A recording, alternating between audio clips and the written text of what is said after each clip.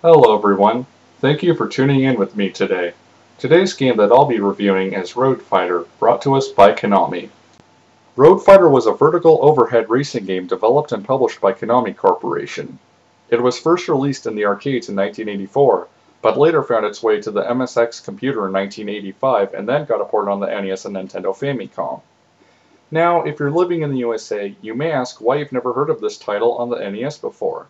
Well, that's because the game was released in Japan on July 7, 1985 and June 18, 1992 in Europe. The game never had a USA release. I guess because Konami didn't think it would fare too well in the United States. Was their decision not to release this game in the US for the best? Well, that's what we're here to find out. On to the review. Now let's start out by talking about the game's storyline. Well, that was short. The gameplay is simple, but that's expected for such an early title. All you have to do is get your car to the end of the stage. You don't even have to get ahead of the other cars since there's no position in the game. Just like some other game I know. F1 race. Excuse me. Anyways, you want to know the catches, don't you? Well, I'm reviewing this, aren't I? I have to explain. Well, first of all, you have to watch out for the cars which will try to run you off the road. The trucks and yellow cars do nothing. The red cars will move one lane in your direction whenever you try to move your vehicle. Then there's three types of blue cars. One of them will randomly move a lane whenever you move your vehicle. The second one tries to stay in front of your car, ensuring a crash. And the third one just moves randomly left and right. Then you have the multicolored cars. These are red, yellow, and blue cars that will give you 1,000 free points and 7 gallons of gas. Why such a random number as 7? Oh well, wouldn't that be cool if in real life you just ran into a car and got free gas for doing so? I'd do that if I could because of these fucking ridiculous gas prices thanks to Barack Obama. Anyways, each time you crash, you lose 5 gallons of gas. And it doesn't help that your car sucks up fuel as fast as a Saturday night hooker sucks a man's dick. There's also some obstacles in the road that you'll have to avoid. You've got the generic oil slicks, water spots, and construction pits, just like most other games like it at the time.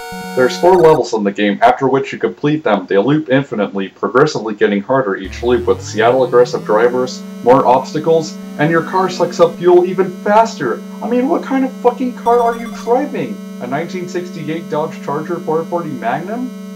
Anyways, if you're able to get through 75% of a level unscathed, Konami Man comes flying across the screen. Nothing special, but innovative at the time. There's also a level 2 option to select at the title screen, but it's just the second loop. I've only made it to the second stage, and that was only one time. The controls in Rōdofaitā are simple. Pressing left and right on the D-pad moves your vehicle left and right.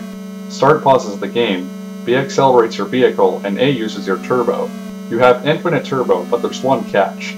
Your car goes faster than Tyler Walker trying to escape from the police. If you have Asian person reflexes, this shouldn't be a problem for you. Up and down on the D-pad and select do 3 things. Can you guess what those are? If you guessed absolutely fucking and nothing, then congratulations, you win a cookie. Moving on. The music and sound in this game is rather bland. I'm okay with the sound effects and all, but what the fuck is up with the music?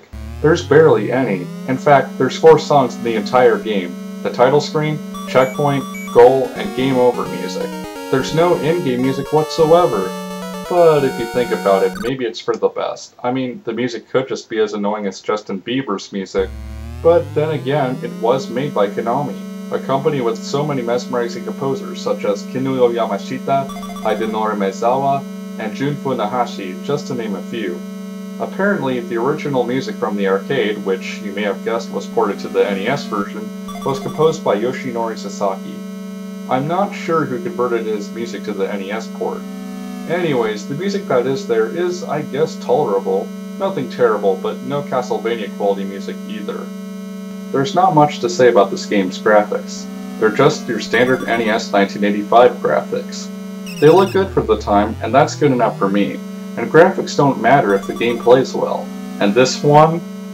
Oh, who am I kidding? It does. Also, you have to take into account the microscopic development teams back then. This game's graphics were probably all done by 1 or 2 people. Whoever they were, they did their job.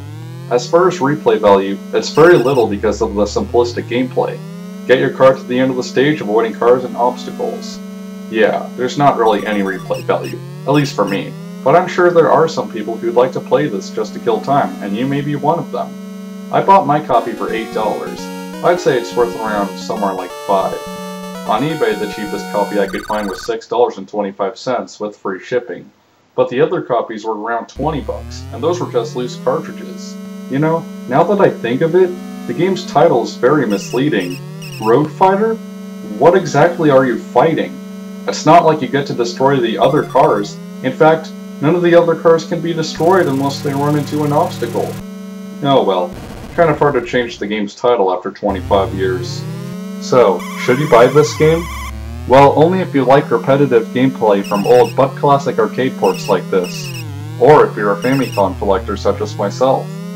The game does hold true to its arcade counterpart, or at least I think so.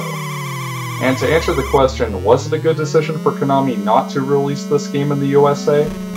Well, personally for me, the answer is, well, I mean, I can see why they didn't release this game in the USA, but there were more simplistic games at the time, like Mario Brothers or Donkey Kong, and those games are still good, they're even classics to this day.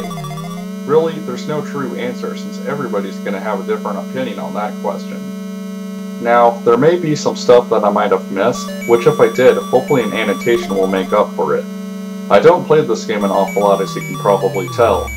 Though I do thank you very much for taking time out of your day to watch my video, and I hope you enjoyed it. Until next time, peace out, and of course, happy gaming.